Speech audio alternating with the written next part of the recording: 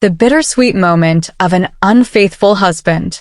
It was a perfect summer afternoon, the kind of day that seemed to hold all the promise and warmth the world could offer. John sat on the porch of the small lakeside cabin he and his wife, Emma, had rented for their anniversary. The sun cast a golden hue over the water, and the gentle breeze rustled through the leaves of the towering oaks. He should have felt at peace, content in the embrace of nature and the love of his wife.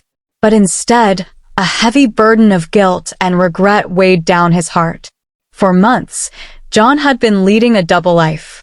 What had started as a harmless flirtation at the office had spiraled into a full-blown affair. He found himself drawn to the excitement and novelty of the relationship, something he felt was missing in his marriage. The affair provided a temporary escape from the mundane routine of his daily life, a rush that he mistook for happiness. But now, sitting across from Emma, who was blissfully unaware, the reality of his actions began to sink in. Emma looked up from the book she was reading and smiled at him, her eyes full of warmth and trust. John's heart ached. He remembered their early years together, the joy and passion they shared, the dreams they had built side by side. How had he allowed himself to stray so far from the vows he had made? The bittersweet irony of the moment was almost unbearable. Here he was, in the most beautiful of settings, with the woman he truly loved, yet he was haunted by the knowledge of his betrayal. As the day wore on, they decided to take a boat out onto the lake. Emma laughed as she struggled to row, her laughter ringing out like music. John watched her, a pang of sorrow cutting through him. He knew he had to tell her the truth. It was the only way to find redemption, to possibly rebuild the trust he had shattered.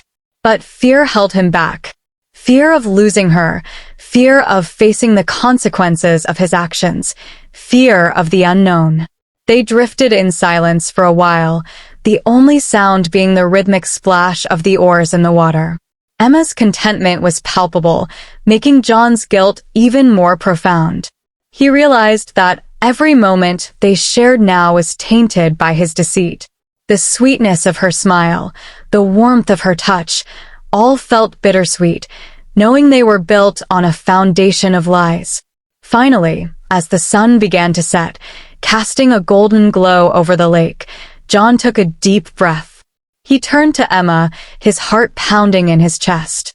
"Emma," he began, his voice trembling, "there's something I need to tell you." She looked at him, her expression shifting from curiosity to concern. "What is it, John?" she asked, reaching out to touch his hand. He felt a lump in his throat, his mouth dry. How could he find the words to confess his infidelity? The weight of his secret felt almost unbearable. "I've made a terrible mistake," he said finally, his voice barely above a whisper. Emma's eyes widened, and she withdrew her hand.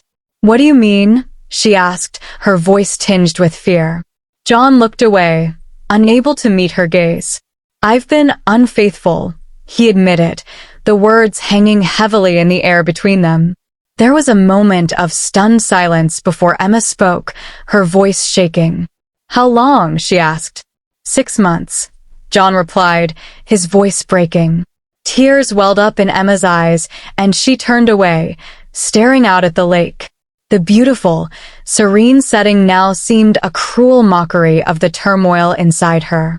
The silence that followed was deafening, filled with unspoken pain and shattered dreams. As the sun dipped below the horizon, casting long shadows over the water, John realized that this bittersweet moment would mark a turning point in their lives.